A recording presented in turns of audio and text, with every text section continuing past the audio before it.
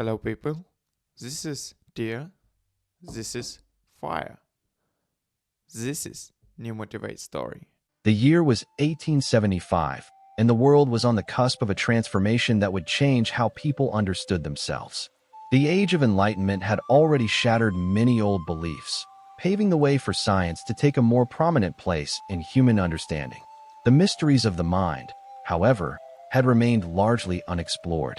Psychology, as a distinct discipline, had not yet been born. But whispers of a new era were beginning to stir within the ivory towers of academia.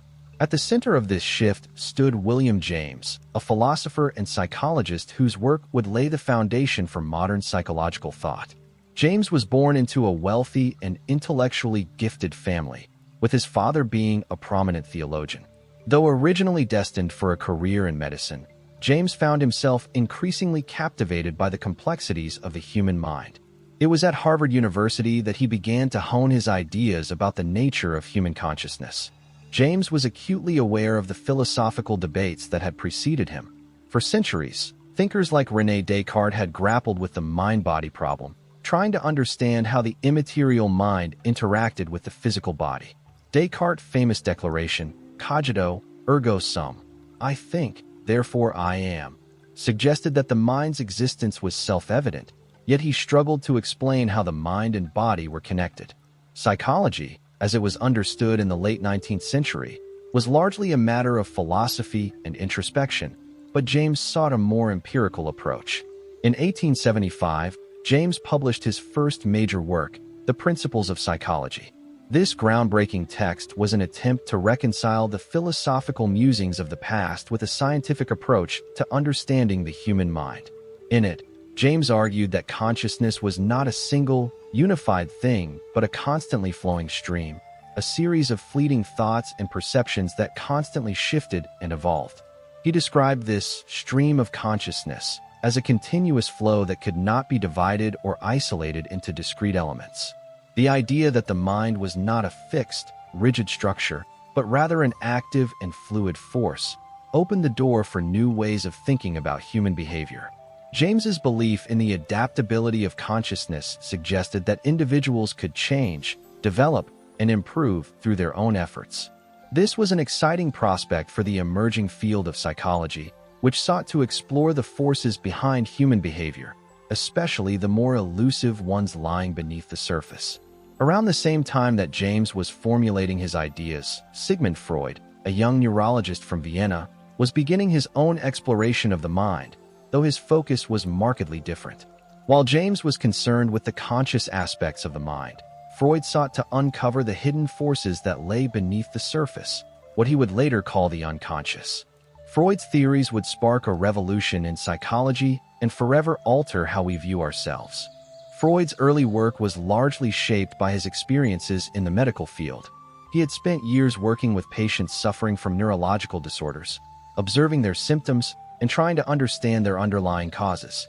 It was during this time that Freud became increasingly interested in the role of the unconscious in shaping behavior. He believed that many of our thoughts, feelings, and actions were driven not by rational thought, but by hidden desires and unresolved conflicts that resided deep within the unconscious mind. In 1899, Freud published The Interpretation of Dreams, a seminal work that introduced the idea that dreams were a window into the unconscious. Freud argued that dreams were not just random occurrences, but rather expressions of repressed desires, fears, and unresolved conflicts. By analyzing dreams, he believed, one could uncover the hidden motivations that shaped an individual's behavior. This marked the beginning of Freud's psychoanalytic theory, which would go on to have a profound influence on psychology, as well as art, literature, and popular culture. While Freud's ideas about the unconscious were groundbreaking, they were also controversial. His theories challenged the prevailing belief in rationality and free will, suggesting instead that much of human behavior was shaped by forces beyond our awareness. Freud's focus on sexuality and repression, in particular, sparked outrage among many of his contemporaries, and his ideas were met with skepticism by much of the medical establishment. Nevertheless, Freud's work laid the groundwork for the psychoanalytic movement, which would go on to shape the field of psychology for much of the 20th century. As the field of psychology began to take shape, a key shift occurred in how people viewed human behavior. In the past, much of the focus had been on the idea of free will, the notion that individuals could choose their actions based on rational thought and moral judgment. But with the advent of psychological theories like those of James and Freud, this view began to evolve. There was now a growing recognition that human behavior was not simply the result of conscious choice, but was also influenced by unconscious desires, biological instincts, and environmental factors. In the early years of psychology, the field was still a loose amalgamation of philosophical musings, medical observations, and experimental psychology. But as more and more researchers began to develop theories and conduct experiments, the discipline began to solidify into a distinct area of study. Researchers like John B. Watson, Ivan Pavlov, and B.F. Skinner would soon emerge as key figures in the development of behaviorism, a school of thought that emphasized the role of environmental stimuli in shaping behavior. This new focus on behaviorism marked a shift away from the idea of the mind as a purely abstract entity and instead looked at how human beings could be trained or conditioned to act in certain ways. Pavlov's famous experiments with dogs, which demonstrated that animals could be conditioned to associate a neutral stimulus, like the sound of a bell, with a biological response, like salivating in response to food, provided a powerful model for understanding human behavior. Watson, in particular, was instrumental in popularizing the idea that human beings could be trained or conditioned, just like animals. In his 1913 manifesto, Psychology as the Behaviorist Views It, Watson argued that psychology should be concerned only with observable behavior, not with the inner workings of the mind. He famously declared that, "Give me a dozen healthy infants, well-formed, and my own specified world to bring them up in, and I'll guarantee to take anyone at random and train him to become any type of specialist I might select: doctor, lawyer, artist, merchant chief, and yes, even beggarman and thief." This radical shift in thinking about human nature challenged long-held beliefs about free will and personal responsibility. Watson's behaviorism suggested that individuals were not born with fixed personalities or destinies, but were instead shaped entirely by their environment and experiences. This view would have a profound impact on education, parenting, and therapy, as it suggested that with the right conditioning, individuals could be molded into almost any type of person. But as with Freud's theories, behaviorism was not without its critics. Many psychologists, including James, argued that the emphasis on observable behavior ignored the complexities of the mind and the internal experiences that made us human. Nevertheless, the rise of behaviorism marked a pivotal moment in the history of psychology, as it introduced the idea that human beings were not solely driven by conscious thought or innate instincts, but were also profoundly influenced by their environment. The early days of psychology were marked by a sense of discovery and debate, as scholars like James and Freud pushed the boundaries of what was known about the human mind.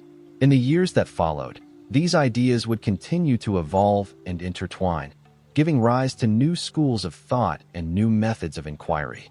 The birth of psychology had just begun. By the dawn of the 20th century, psychology had started to establish itself as an academic discipline, although it remained at the crossroads of philosophy, medicine, and empirical science. The field was still in its infancy, but there was a growing recognition that understanding the mind and behavior required more than just philosophical speculation. It required rigorous scientific exploration. And while psychology's intellectual roots were embedded in both Western philosophy and physiology, it was the advent of new experimental techniques and schools of thought that would propel the field forward. As behaviorism gained traction through the work of Watson, psychologists were beginning to confront some of the deeper implications of conditioning. Watson's belief that human beings could be molded entirely through environmental stimuli led to radical ideas about behavior modification. His approach, sometimes called radical behaviorism, rejected the importance of consciousness altogether, claiming that mental states and internal thought processes were nothing more than black boxes that could not be scientifically studied. For Watson and his followers, psychology could only make true progress by abandoning any attempt to understand the mind and focusing entirely on observable actions. However, Watson's radical behaviorism had its limits. The rise of humanistic psychology in the mid-20th century sought to challenge this reductionist view by returning to an emphasis on the conscious experience of the individual. The humanistic approach, led by figures like Carl Rogers and Abraham Maslow, argued that to truly understand the human condition, psychology needed to embrace the subjective experiences that shaped people's behavior. Unlike the behaviorists who focused on external control, the humanists believed in the inherent worth of human beings and their capacity for self-determination and personal growth. At the heart of the humanistic movement was the belief in the self. Carl Rogers, for instance, developed a theory of personality and therapy centered around the concept of the self-actualizing person. Rogers emphasized the importance of personal experience and the individual's subjective view of the world. His ideas were revolutionary because they argued that people had an innate drive to reach their full potential and that the therapeutic relationship could be a vital catalyst for this growth. Rogers introduced the concept of unconditional positive regard, a non-judgmental, accepting environment that would allow a person to explore their true feelings and experiences without fear of rejection. This approach contrasted sharply with the behaviorist perspective, which often ignored the individual's emotional needs and the context in which they were acting. Simultaneously, in Europe, the psychoanalytic movement, spearheaded by Freud, continued to gain momentum, despite the criticisms it faced. Freud's theory of the unconscious, with its emphasis on repressed desires, childhood experiences, and instinctual drives, had already begun to captivate both the public and academic circles. His work on the ID, ego, and superego, a model of the human psyche, provided a framework for understanding how people navigated the tension between unconscious desires and social constraints.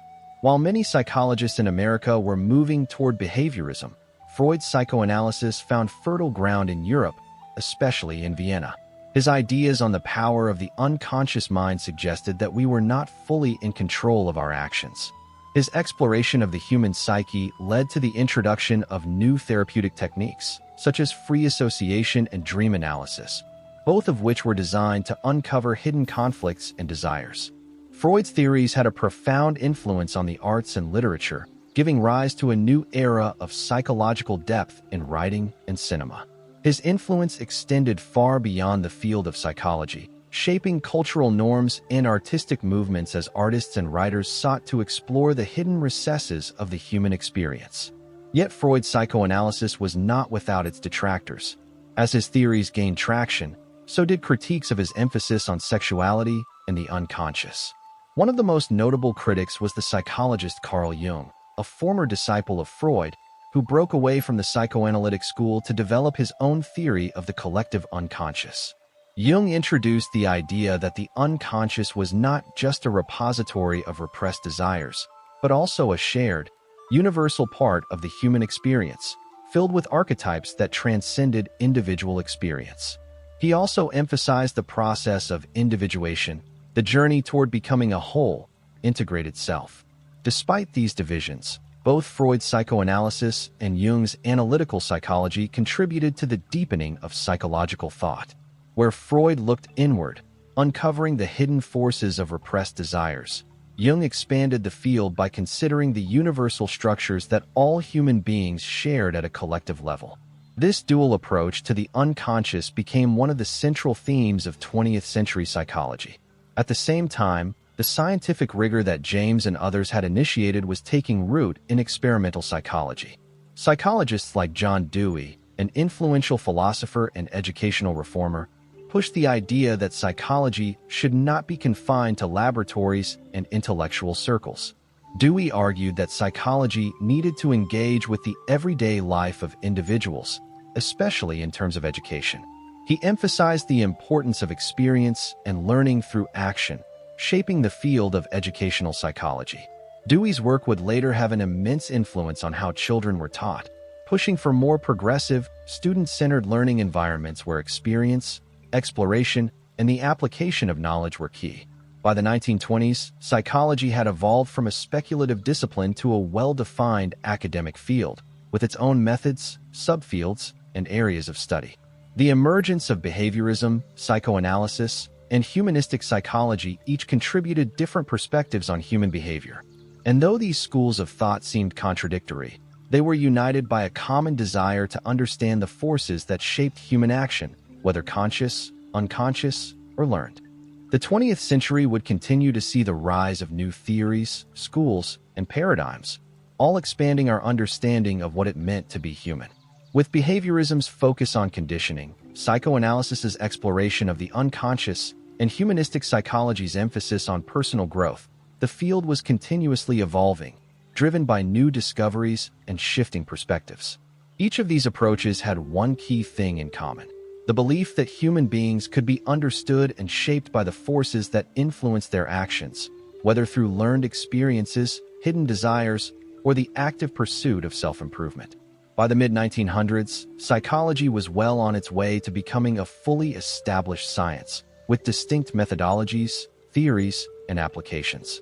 The burgeoning field of social psychology, the development of cognitive psychology, and the rise of therapy and clinical psychology were all testament to the ways in which psychology had emerged from its philosophical origins and was becoming a vital part of understanding human behavior in the modern world. The world had moved from an era of free will and deterministic thought to one where human behavior could be analyzed, predicted, and even trained through science. And as the field continued to evolve, it would inevitably push the boundaries of what it meant to be human, forever altering how we saw ourselves and the power of our minds. The birth of psychology, it seemed, was just the beginning of a long journey toward understanding the depths of the human psyche.